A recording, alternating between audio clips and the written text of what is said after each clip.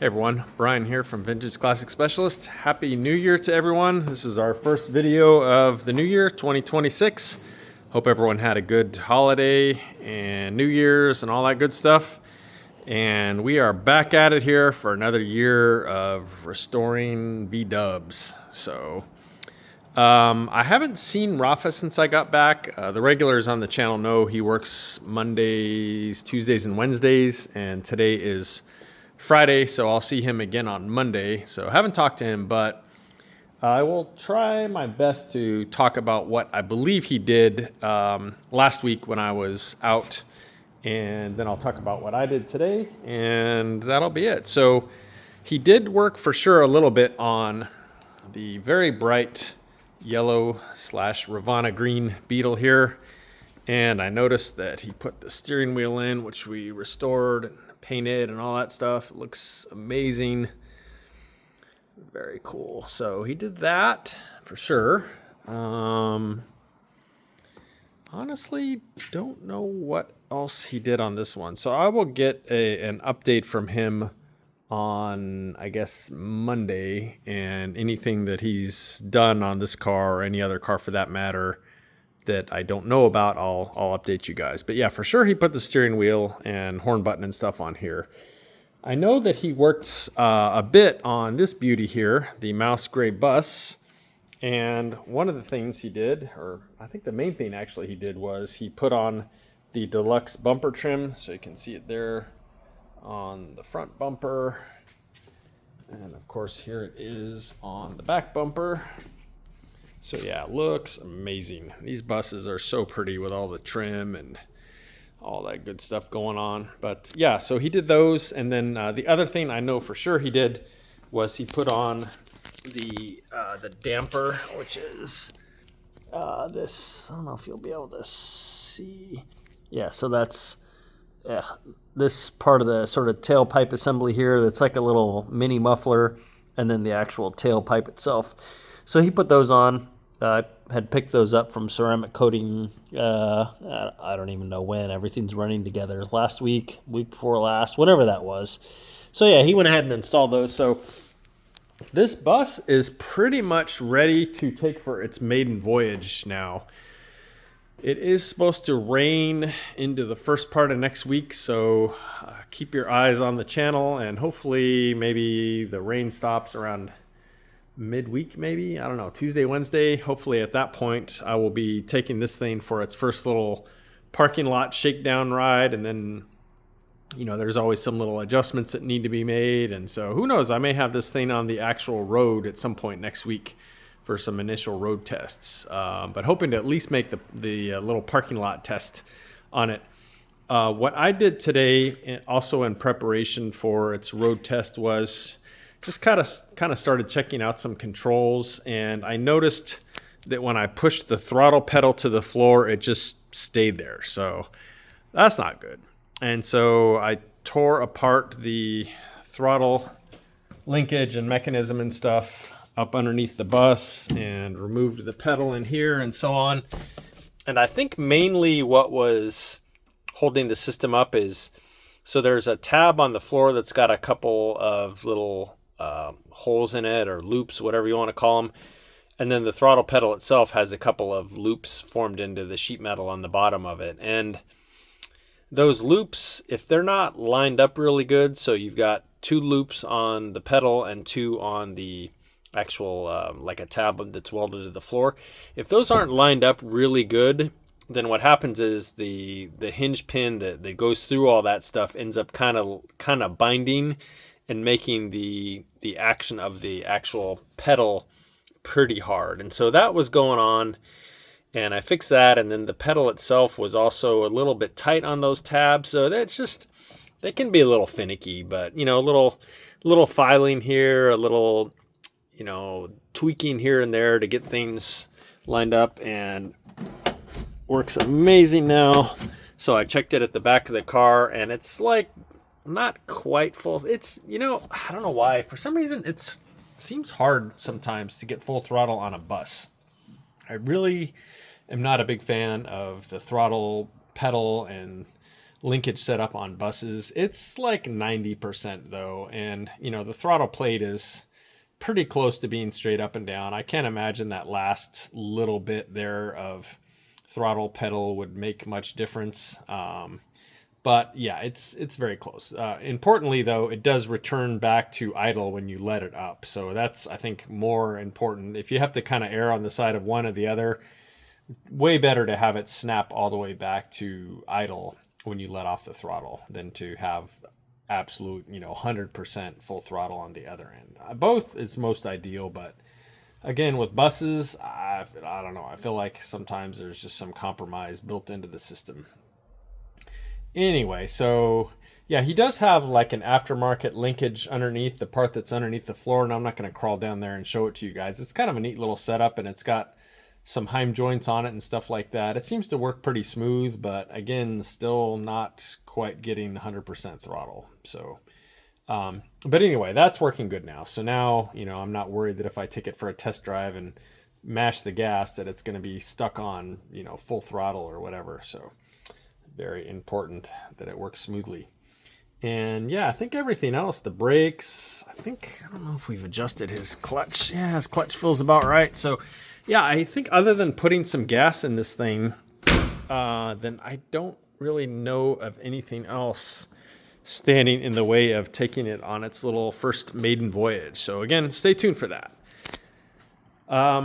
So that's another thing Rafa did. Another thing he did was he gave this guy some love. I think it was his first time Rafa had his hands on this car.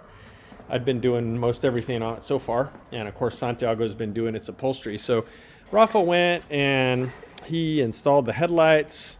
He put the body molding on. So we reused their body molding, which was in really nice shape. I didn't see any point in replacing it. But we did put new little boots and the new little clips that hold it on.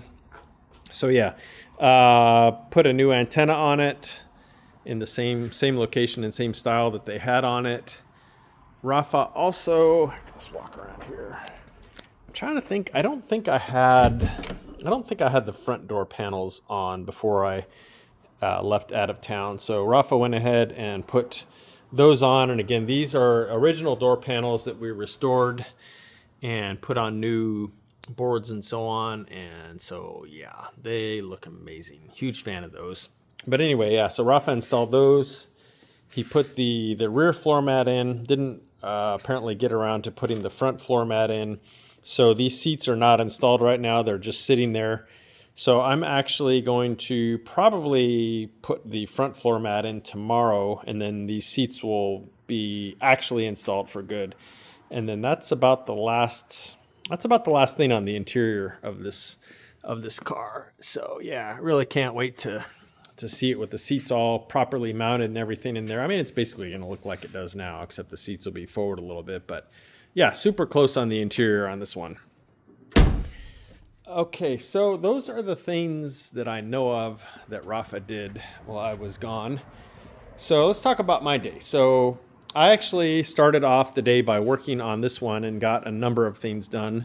One is that I went ahead and installed the running boards, but before I installed them, I put on new trim. So the running boards themselves were in really great shape, but the trim on them was pretty ugly. So we just went ahead and got new trim, and then I cleaned the running boards, installed the new trim, and then installed the running boards with a new hardware kit. And yeah, looking super good. So I did that, and then moved on more to the front of the car here and put on the new hood seal there. We use this one, we actually, unlike the door seals on these, we like the German ones. So installed the new German hood seal on there, and then likewise moved around to the back and installed the new deck lid seal. It was all on there. Went on really nicely, both the hood and deck lid seals. So those are installed. I went ahead and installed the little plugs that go in the apron, little things. And so tomorrow I should be getting tomorrow being Saturday, I should be getting the engine compartment seals, the sound board, sound mat, whatever you want to call it there for the firewall and stuff like that. And then, like I said, I think, so probably I'll be working on this one some tomorrow. Again, I want to finish the interior and then probably get the engine compartment done as far as putting the seals and the sound mat in it. So this one is definitely getting a little bit more love tomorrow. So I think as far as what I did on this one, that's it. And then turned my attention to this one. So the owner, when he had the car and its parts painted, he had painted these two pieces here, or had painted these two pieces here. So this is the support rail that the back seat sits on, and then this is the kind of trim piece or whatever that goes across the top of the backrest of the back seat. Those were painted pearl white to match the car, which of course is not right. So we went ahead and painted those scarlet, which is the right color here that goes with the other seat components and stuff. So those are painted, and then went ahead and had Santiago, our upholstery guy, start making the board and the carpet and stuff for the backrest of the back seat. So hopefully tomorrow we're actually going to finish the backrest for the back seat here tomorrow and put the carpet in it, which of course kind of tucks into this little rail on the back here. And yeah, so the back seat should go in tomorrow, and then at that point we'll go ahead and put the front seats in, and then the interior on this one too will be done. So yeah, hopefully these two beauties tomorrow get their interiors completed. So that'll be kind of cool to see. Really, really excited to see this red interior in this one. The back seats, front seats, everything. Of course, door panels went in last week or whenever that was. But yeah, so interior on this one should be done tomorrow too. The other thing is, you can see that I started doing on this one today is a front end alignment. And I got the toe set. Right now it's set at about 1/8 of toe in, which is kind of within the spec. And this being a ball joint car, you actually can adjust the camber. And so this side was about 1/2 degree or so, maybe between 1/2 and 1 degree of positive camber, which is pretty normal for these. This side was a little bit more. This side was like maybe, well, let me back up a little bit. When I measured it initially, it was maybe a little bit more than 1 degree. So crawled under the front of the car there and started adjusting it. And I made an adjustment and then went back and measured the camber again, which of course is done with this cool gauge. And it didn't change despite me making a pretty significant adjustment. There's an eccentric on there that you adjust, and that's what sort of changes the camber. But anyway, I made what I felt like was a pretty significant adjustment to the eccentric on there, and then went and measured it, and it didn't really make any difference at all. And so I adjusted it some more and still didn't really see much of a difference. So I don't know, I started feeling a little confused. So I went and adjusted it in the opposite direction. Sometimes it's kind of hard to tell which way you need to go with it, for me at least. So I went and adjusted it very significantly in the other direction and just wasn't really seeing results that made any sense. And so finally, what I did was I grabbed the top of the tire and started doing this to it. And the upper control arm on this thing is basically doing that. Not that much, of course. But something on the front of this car... Oh, here, let me just go ahead and crawl down here. Something on this upper control arm, either the arm itself towards the inside here or the bushing on the inside, is wore out, because I can actually, if I put the camber gauge up against this wheel and push one way and see what the angle is, and then pull the other way, I'm actually it changes the camber by a whole degree, maybe even a little bit more than a degree. And you can actually see, I can't really do this and hold the camera and stuff at the same time, but you can see this arm kind of doing that, which is where that movement's coming from. And so that indicates that the inner bushing here and or the arm on the inside is wore out. So I don't know. Again, it's like a whole degree. It's pretty significant. So I texted some video and some pictures of all that to the owner, and I'm kind of waiting to see what he wants to do, because that's kind of a lot, a degree, guys. I'm not super comfortable with that. I think what would probably happen would be he wouldn't necessarily feel it driving, but the tire could, you know, kind of do something like that potentially, again, by about a degree. So camber like this way, and it could cause the tire to wear funny, or I don't know. I just not really ideal. So we will see what he wants to do about that. Kind of, like I said, waiting to hear back from him. So that's kind of a bummer, because I was planning to probably send him off with this car like next week. Basically, what's left, other than maybe doing something with that, what I thought was left was, again, finishing putting the interior in it. And then we got to put the latch on the deck lid.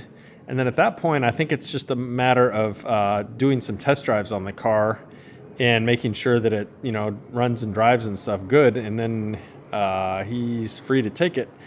Like I said, he wants to put the bumpers on himself, the running boards, all those kind of things. He can do those himself. He's going to finalize his wheel choice. He can take care of all that stuff.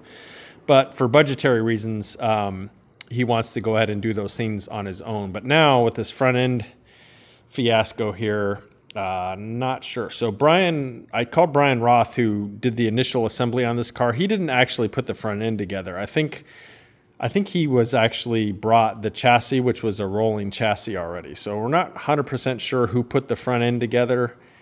But at some point, somebody did not notice that slop in there. And so this is kind of one of the problems with working on cars that other people put together or built, is that not everyone always 100% knows things to check for and stuff like that. So anyway. Well, all right, guys, this was kind of an extra long video today. I guess I had a lot of catching up to do here. So appreciate you guys all watching. Thank you for all the comments. Sorry, I know a lot of you guys were sending well wishes and stuff like that before the holidays. Sorry, I haven't got back to anyone yet. We were out of town until yesterday, and I was trying really hard to not work while I was gone. So I will try and get back to all the comments that you guys left. So again, I hope everyone had a really, really good holiday, really good New Year's. And again, looking forward to seeing you guys more this year. And we'll try and keep the content coming. So thanks again for watching. See you again soon. Bye.